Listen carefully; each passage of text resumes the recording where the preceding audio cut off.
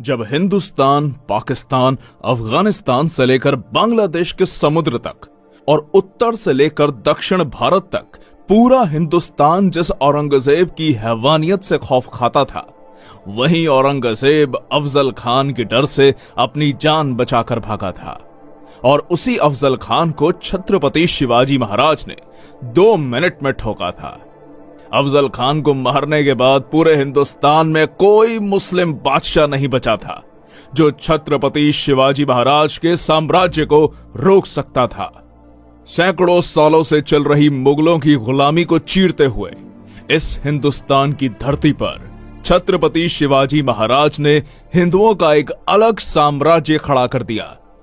शिवाजी महाराज की ताकत का अंदाजा आप इसी से लगा सकते हैं कि जब तक छत्रपति शिवाजी महाराज जीवित रहे, तब तक औरंगजेब ने महाराष्ट्र की धरती पर अपने कदम नहीं रखे। इतना जबरदस्त खौफ औरंगजेब के अंदर शिवाजी महाराज का बैठा हुआ था। पर दुर्भाग्यवश 3 अप्रैल सन 1680 छत्रपति शिवाजी महाराज का रायगढ़ पर देहांत हो गया।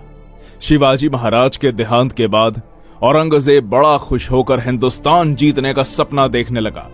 वो सोचने लगा, उत्तर से लेकर मध्य भारत तक सब कुछ तो मैं जीत चुका हूं। अगर दखन से इन मराठों का सफाया कर दूंगा तो पूरे हिंदुस्तान का बादशाह बन जाऊंगा।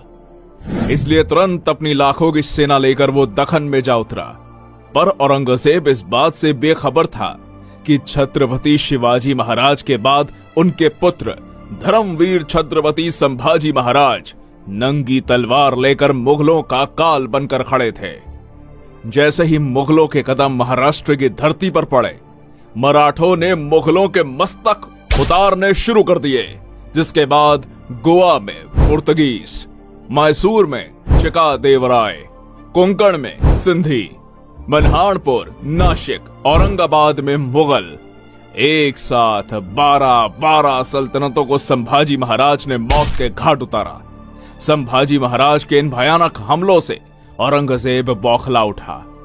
कहीं ये मराठे हर हर महादेव की ललकारें देकर दिल्ली पर ना टूट पड़े, ये सोचकर उसका दखन में सांस लेना तक मुश्किल हो गया। औरंगजेब छत्रपति संभाजी महाराज से इतना ज्यादा डर चुका था कि वो एक भी युद्ध में उनके सामने नहीं आया। पर अपने ही लोगों की गद्दारी के कारण छत्रपति संभाजी महाराज जैसे महान पराक्रमी योद्धा को मुगलों के हाथों कैद होना पड़ा। और 11 मार्च सन 1689 को औरंगजेब ने बड़ी दर्दनाक यातनाएं देकर छत्रपति संभाजी